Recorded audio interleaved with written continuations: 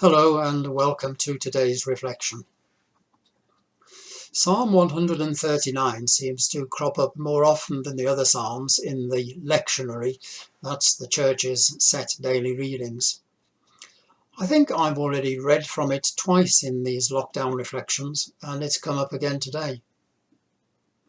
I've noticed something about the first 4 verses, so that's the bit I'm going to read today. Lord, you have scrutinized me and know all about me. You know when I sit down and when I stand up. You know my thoughts, even from a long way off. You know when I leave and when I get back. You know everything I do. Even before a word is on my lips, you know what I'm going to say. Well, the thing I've noticed about these verses is that if you substitute the word Lord with the word Google, they're almost equally true. If your Fitbit, for instance, or other electronic fitness tracker is linked to the internet, then the internet literally knows when you stand up and when you sit down. Your Fitbit will even comment on what you're doing. Jean's Fitbit says things like, "Woo!" or "Nicely done." I noticed that President Biden is banned from taking his exercise bike into the White House because it's internet connected, and so it's a security risk. If you order things from the internet, your preferences get noticed, and it starts feeding you with ideas for things you can buy even before you thought of them.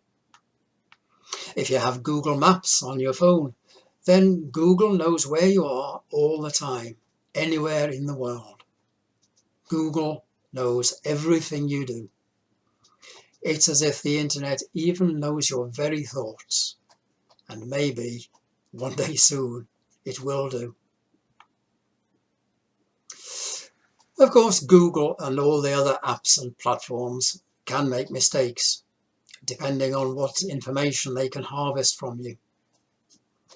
For instance, when it comes to books, I have a fairly wide range of interests and I don't browse all that often, so the internet hasn't really learned how to categorize me.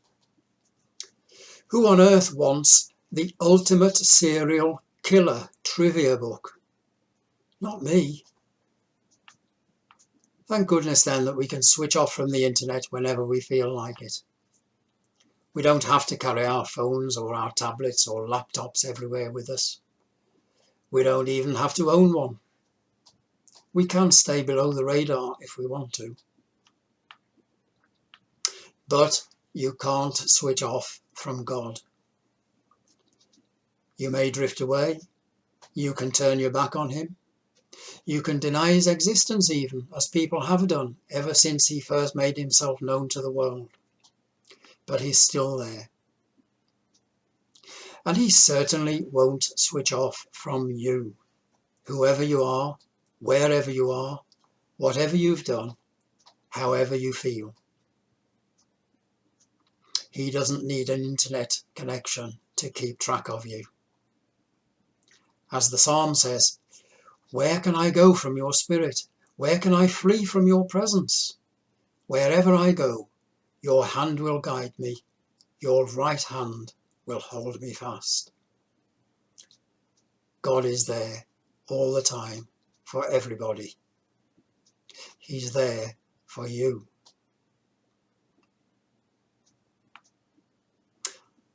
I'll finish with a prayer by Edward Pusey. Lift up our souls, O Lord, to the pure, serene light of your presence, that there we may breathe freely, there rest in your love, there may be at rest from ourselves, and from there let us return, clothed in your peace, to do and to bear what pleases you, for your holy name's sake. Amen. thank you again for joining me today. May God bless you and all those you have a care for. God bless.